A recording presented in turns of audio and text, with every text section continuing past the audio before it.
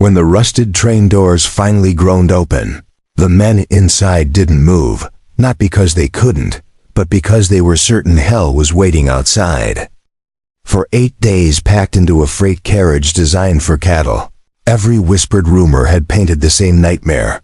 Razor ribbon, floodlights, elevated watchposts, German shepherds snarling at shadows, and stone-faced captors eager to make an example of every soldier who'd lost the war. So when a young Canadian sergeant squinted at his clipboard and said, almost bored, "All right, grab your things and step out," no one rushed. A man from Bremen named Franz Keller was the first to drop to the dirt. His boots hit gravel. He spun around expecting walls. What he found instead made his throat tighten. There were wooden huts, a kitchen shack, a latrine, barrels for washing clothes, a pile of firewood stacked against a shed. But no towers. No wire spiraling across posts. No fence at all. Franz stood frozen so long another prisoner climbed down and bumped into his shoulder blade. "What's wrong?" the man asked. Franz just lifted his chin toward the horizon. Within 60 seconds, 24 German soldiers were standing in the yard, turning in slow circles, bags still in their hands, looking like men who'd walked onto the wrong continent. One finally whispered in German, "Where is the confinement area?" A voice answered, "This is it." No one genuinely laughed, because what they saw made no sense. The camp sat inside a wide Canadian basin, dark evergreen ridges in the distance, soft gray hills rolling under a pale autumn sky. A gravel path led toward a small town visible as a smear of rooftops. Beyond the last hut, nothing but open ground leading to forest. A tall prisoner named Klaus muttered, "So we could simply leave?" A Canadian guard, maybe 22 years old, turned and shrugged. "You can walk around the grounds. Just don't cause problems." "No fence," Klaus repeated, as if the words were in a foreign language. The guard looked genuinely confused. "Don't need one." What kind of enemy builds a prison and then forgets to lock the door?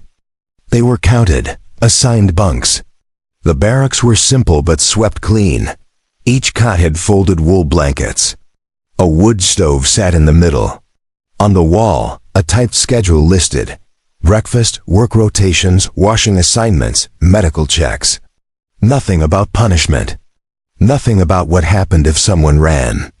That night at dinner, they ate thick potato soup, bread, and salted meat at long plank tables. No one joked. No one complained. Even the veterans who'd spent months in European camps sat in heavy silence. Franz leaned across the table toward Klaus. "This is wrong," he whispered. Klaus tore a piece of bread. "Which part?" "All of it. No fence means they're absolutely sure we can't escape." "Why?" Franz glanced toward the window. Outside, the tree line rested like a dark bruise against the dusk. "The wilderness," Klaus said, "or the cold, or distance." An older prisoner named Heinrich, who'd been listening, shook his head slowly. "No, it's worse than that." They looked at him. He swallowed. "It means they don't think they need to frighten us." Those words sat on the table like stones. That night, few men slept. Every creak of the wooden walls sounded like a test. Every gust of wind felt like a trick. More than one prisoner got up to peer through the window and confirm the same impossible sight. Open ground under moonlight. No barrier, no guard post. Just empty silvered earth leading to shadow. When your captors refuse to act like captors, who's really in control?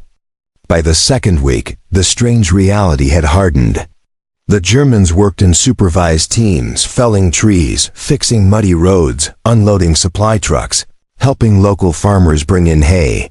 Guards were present, yes, but they carried rifles slung across their backs and spoke in ordinary voices, sometimes asking about families back home, sometimes offering cigarettes. One afternoon, Franz and 3 others were hauling grain sacks behind a farm a mile from camp. The nearest guard stood 60 yards away, smoking and chatting with the farmer's wife. Klaus stopped lifting for a moment. He stared at the open field stretching west. "You see that?" he said. Franz kept working. "I see it." "No one would stop us for at least 2 minutes." Franz said nothing. Klaus wiped his forehead. "We could reach those trees." And then Klaus didn't finish the sentence, because they both knew what waited beyond the tree line. Hundreds of miles of unfamiliar country, strange towns, no papers, no winter coats, no allies, English speakers everywhere. Even if someone avoided capture for a day or two, then what?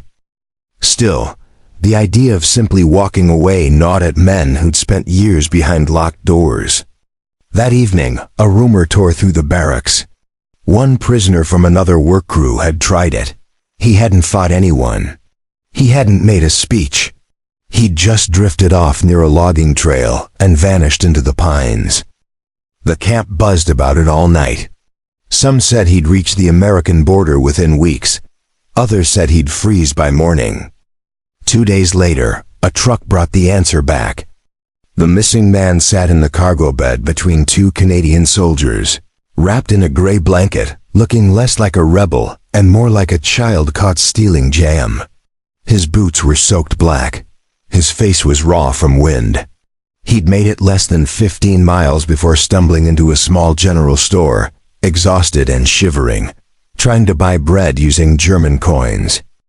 The shopkeeper had given him soup, then calmly called the authorities.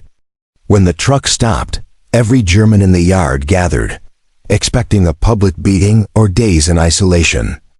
The camp commandant, a broad man with silver at his temples and a heavy wool coat buttoned to his throat, met the prisoner at the steps. He studied the man for a long moment, then asked, "Enjoy your walk?" A few Canadian guards smirked. The prisoner stared at the dirt. "No, sir." "Are you hungry?"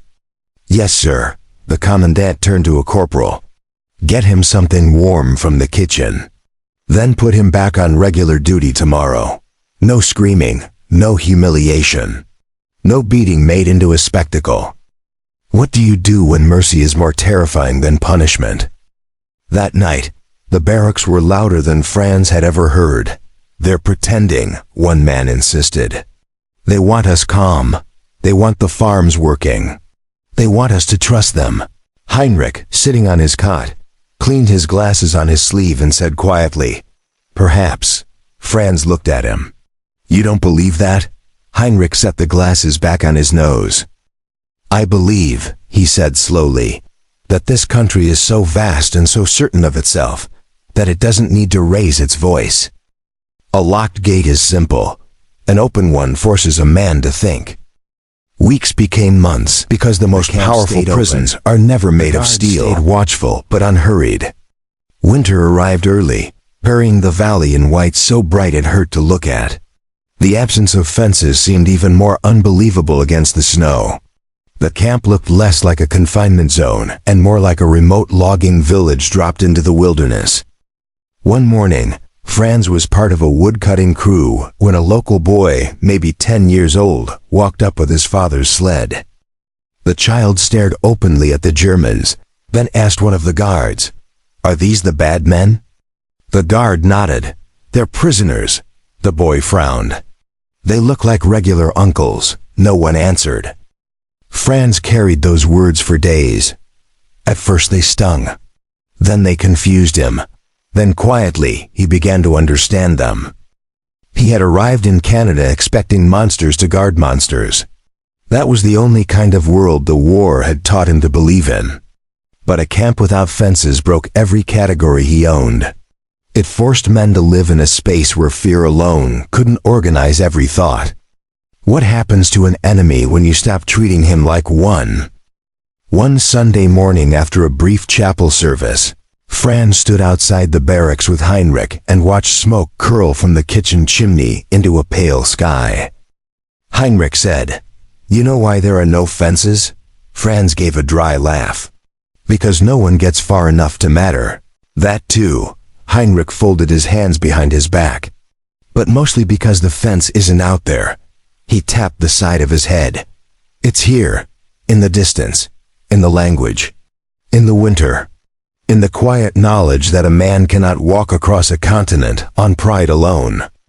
Franz stared across the open white field toward the gravel track that led to town. "And yet," he said, "it still feels like a trick." Heinrich smiled faintly. "Of course it does. A locked door is simple. An open field forces a man to think for themselves. They didn't build a fence because they didn't think one was necessary, and that was more terrifying than any wall." By spring thaw, the Germans had mostly stopped talking about the missing fences every day, but they never truly forgot. New prisoners arriving by train always reacted the same way. They stepped onto Canadian soil. They searched for wire. They found none. And then came that same frozen silence, that same bewildered stillness, as if the absence of a barrier were more powerful than any wall could ever be. Years later, long after the war ended, Franz would remember many things only vaguely. The bitter wind off the valley, the smell of pine sap on his work gloves, the crunch of frozen snow under borrowed boots. But one moment remained sharp as broken glass. The train door opening, sunlight spilling in, the first look at the camp, and the terrible, baffling realization that no one had built a fence, not because they couldn't, but because no one thought one was necessary. For a man raised on orders, walls, and warnings, that truth was more unsettling than barbed wire ever could have been. Because for the first time in years, he had looked at an open road and understood, freedom is not always the same as escape. If you woke up tomorrow and all the walls were gone, would you run, or would you finally stop to ask why they were there in the first place? If this story made you see history differently, like this video and subscribe, because the most powerful prisons are never made of steel.